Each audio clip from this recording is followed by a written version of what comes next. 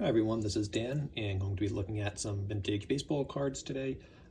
To start, I just want to give a huge thanks to Orlando and all the people that he helped bring over to subscribe to this channel. I had literally almost no one, and numbers went way up. I think I had like 2 or 3 people, and it went up to over 30. So, sincerely appreciate that.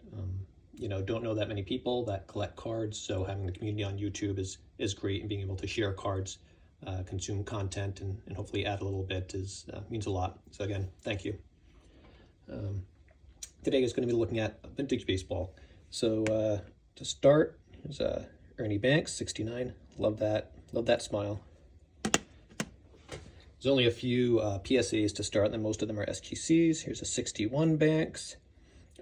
See, at some point was thinking of trying to do a run of his cards, but we'll see. Only have a few of them so far. These are a little bit newer. 84 Mattingly's. So grew up in the 80s, so have all my Boggs and Gwynns and Sandbergs and Mattingly's and Clemens and players like that. Here's the Donruss. That was definitely kind of the chase card. Kind of like the Flair, the design more, but they're both great cards, and it'll be interesting to see if Mattingly gets into the Hall of Fame. Here's another Ernie Banks, going through SGCs now. Here's the 64, another nice card. He's always got a big smile. He was one to play too, and definitely someone that I admire. Again, some newer stuff, a little bit newer stuff mixed in. Adrian Beltre. I think he'll be in the Hall of Fame in a few years. So some of my other videos, there's some, I wouldn't say duplicates, some lower grade cards that I had before, his players that I really liked. George Brett was obviously an amazing hitter all throughout the 70s and the 80s. Gary Carter, there's one of those cards I got many years ago.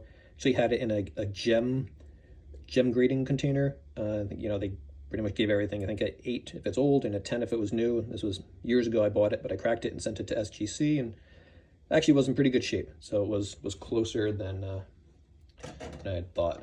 As far as the grade, it's not like it went from an 8 to a 2. Andre Dawson, great Hall of Famer. I think he was a card collector also. They called him the Hawk. So a pedigree of that. Here's an 8. Nice clean looking card. I really like the 77 set. Some great, I like the picture. I like Steve Carlton, kind of a neat card. He's kind of leaning forward, and Rod Carew playing first base. Here's a 76, a little bit before my time. I remember seeing the 76s, the Hank Aaron, his last card, and players like that. Dwight Evans.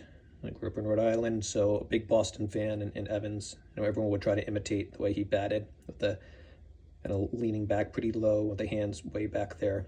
I think he could make it into the Hall of Fame one of these days.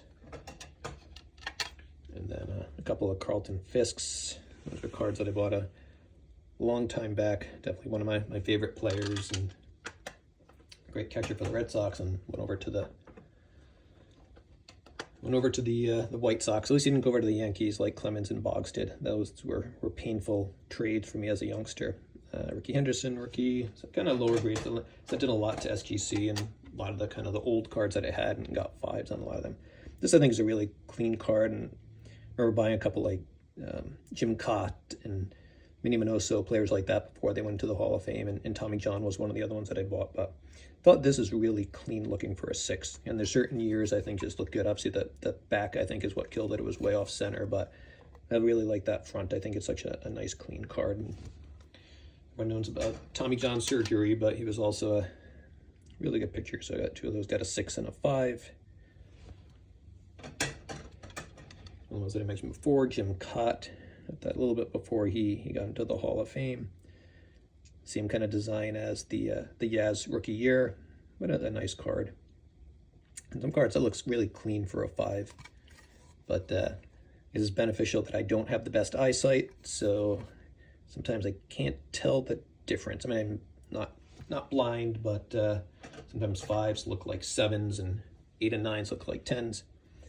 Fred Lynn, great outfielder for the Red Sox when they had Rice, Lynn, and Dwight Evans. This is the mini, and that's a 7. Really bright card.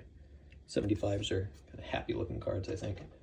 Have those colors popping. A couple more Mattingly's here. Again, I think like lots of people from that era just thought he was an amazing player. The Yankees weren't that good, so at the time that he was there, so it wasn't so bad being a Red Sox fan. Mattingly again. About the only two Yankees that I really liked were Mattingly and Paul O'Neill. Minnie Minoso, it's kind of a cool card. One of my older, I don't have that many, much older cards. So that's a 52. For some reason I always thought that was older, but it's only a 52. But got a 2 on that. Aristides Minnie Minoso, recent Hall of Fame member. A few more here. Joe Morgan, I have a 6 in this one also. That's another one of the cards. I think there's a little mark on it, but that card always looks, the 65s generally look kind of clean to me. That looks like it's in pretty good condition. I really like Joe Morgan. Thurman Munson, the 70 card is the real rookie, though the 71 I think is a better picture. 6 on that one, but hell of a catcher.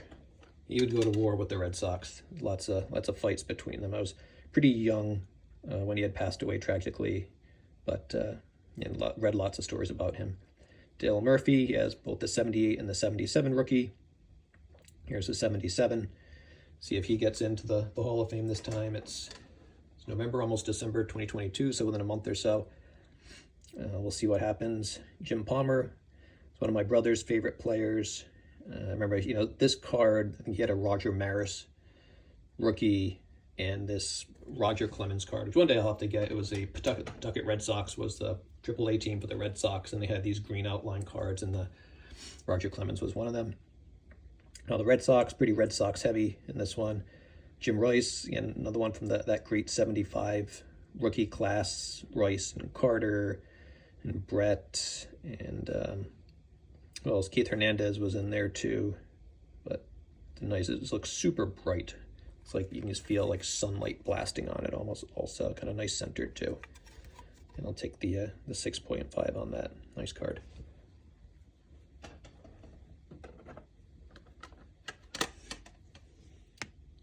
Cal Ripken, 7.5. I appreciate more now how sturdy Cal Ripken was after following more modern players and seeing like none of them, if they get in 150 games a year, that's pretty impressive. Frank Robinson, probably my favorite vintage player. I really like this card. I think it's a beautiful card. He's a great player. Definitely underrated, I think. They have like 568 home runs or so. Only guy to win MVPs in American and National League. First African-American coach. Then when he got traded, they had some issues with the Reds, and then when they traded him to the Orioles, won an MVP, I think the first year that he was there, and World Series rings, just everything. Just a complete hard-nosed player. Nolan Ryan, that's a 77. I really like the 77 set. Got to get some Ryans in there. Don't actually have, when I start going through cards, I realize I don't have that many cards of pictures. Probably some Clemens and Nolan Ryan cards. The 74, it's kind of a cool action shot. I like that card. Ron Santo, got to be honest, don't know that much about Ron Santo, but I was just reading about Hall of Famers. There's a couple Ron Santo, I have to learn more about him. He's one of those guys that's in the Hall of Fame, but I don't know too much about him. And then, he's he's a Cub. What was the other one? I think Billy Williams also.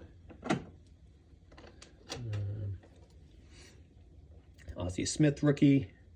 I don't know what the quality control person was doing in 1979 with the Ozzie Smith card, but I believe his name was Cockeyed Jim or something like that, because all these cards were always off. Like 1979, I don't know if they were drunk in the Topps baseball card production facility or something, but there's a lot of crooked looking cards. Bruce Sutter, who recently passed away, Hall of Famer, a nice crisp 7. Pretty glad to get that one. 7.5, a nice card, great reliever. Seemed like he was a good guy too when you reading the obituary, reading about some of the stuff that he did.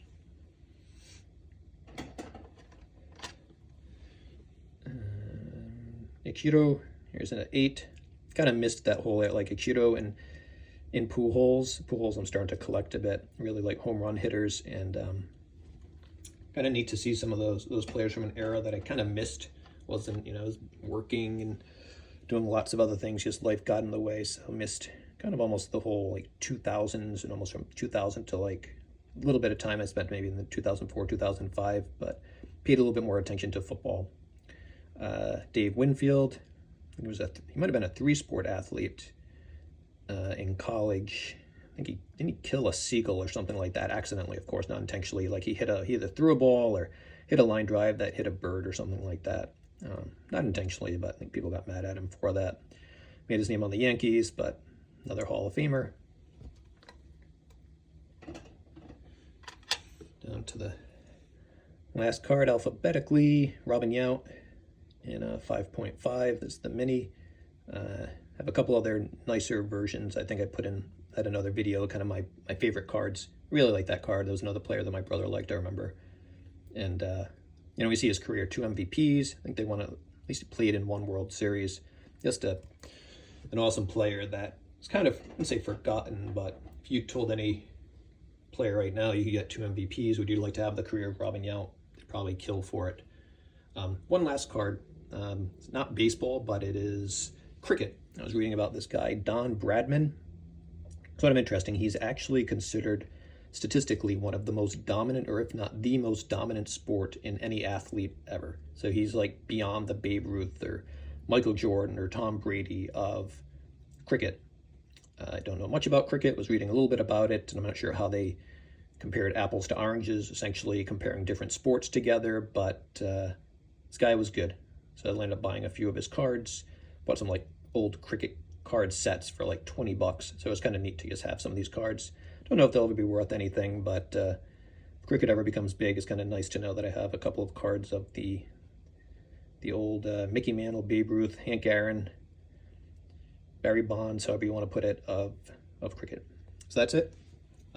Thanks everyone for watching. Again, sincerely appreciate. It was kind of like the cavalry came rolling in when Orlando, you know, said, "Hey, let's help this guy get some subscribers." So sincerely appreciate that. It was just neat to see people start, you know, watching the videos and sharing cards. So that's about it, and have a great day.